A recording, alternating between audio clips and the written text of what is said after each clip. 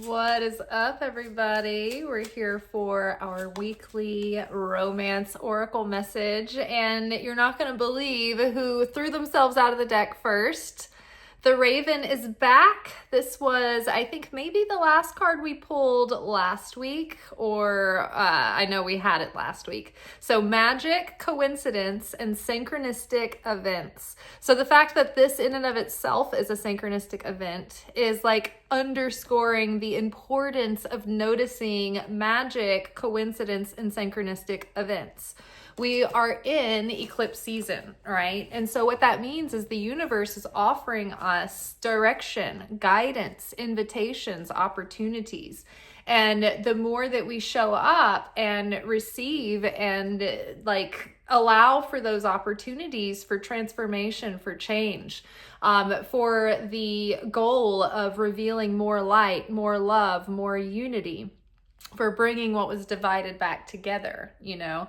So sometimes that takes a lot of like swallowing the bitter pill, so to speak, right? It's like it breaks our ego because we want to cling to that wanting to be right, that righteousness, that, well, I'm correct in my stance and I'm justified. And that might be true, but when it's something that we're holding on that tightly to and it's that precious, it means that it's got even more potential to reveal an even greater amount of light. So it could actually expand the miracle. It's like super fertilizer, right? To yield a good crop. So the harder it is for you to swallow the pill and move on, or let go of the grudge, or get over a habit, or break a belief system, the harder it is, the more fruit it will yield when you break that.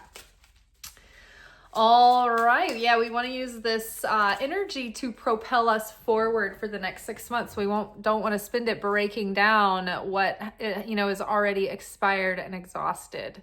So that might mean like healing early familial dynamics and relationships with mother father, so that our relationships, like our energy and our soul, can be freed up. Like our aura is projecting all of our unresolved issues and that baggage. And so if we like clean it up out of our atmosphere, it makes way for love to come in. Oh my God, you guys, the card letting go was on top as I was talking. So yes, letting go, letting like this water, like running over these rocks, this waterfall, it reminds me of like such a cleansing, process. The water, when it's running and it's moving over rocks, is always a lot cleaner than in those places where it's stagnant, right?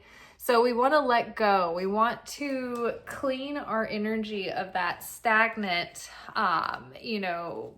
past and move forward so that we can bring in more love. This was the other card with the letting go card. So it's so simple, you can't even make it up, right? And we're moving onward and upward. See the staircase, one step at a time, right? Moving forward and moving up. I love that. So healing that is making way for new love to come in. And then protection. I love this. So we are protected on the path. Trust so that some of the synchronicities and things might be warning signs, right? So take heed of good, positive things that seem to guide you in a direction, but also take heed of the warning signs that you catch along the way as well, right? They're of equal importance. But, a lot of times we put up a wall around ourselves in order to protect ourselves, but it starts to shut down our heart. So it's like we have to learn there's a fine balance between being totally open and vulnerable and letting everyone in, and not being able to trust the self, and then not having trust issues with life because, you've let all these negative influences in. Whereas if you can, let that come in time as it is earned, then you can, feel out each individual situation and give everyone their own fair shot, but see them for who they truly are, not for who someone else was or who you're afraid they're going to be or who you hope they're going to be, but try to meet people where they're at and see who they really are.